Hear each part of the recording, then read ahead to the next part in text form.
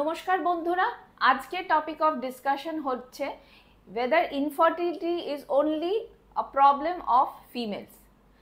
উত্তরটা হচ্ছে যে না, সব সময় যে ইনফার্টিলিটি কাপলের মধ্যে মহিলারই প্রবলেম হবে এরকমটা নয়। অনেক সময় মহিলা অ্যাবসোলুটলি নর্মাল থাকেন এবং দেখা যায় যে প্রবলেমটা পুরুষের অথবা দুজনেরই কিছু না কিছু প্রবলেম আছে।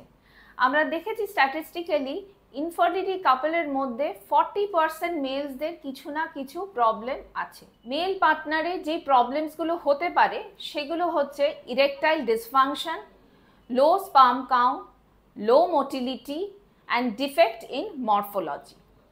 সুতরাং প্রেগনেন্সি যখন ট্রাই করছেন অবশ্যই দুজনেরই চেক আপ করাটা খুবই দরকার।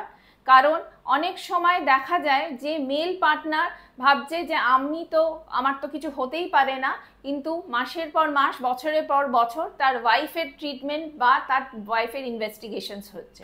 তো সেটা যাতে না হয়, যাতে আপনি একটা সাকসেসফুল প্রেগনেন্সি পেতে পারেন, so do test for both the partners. Thank you.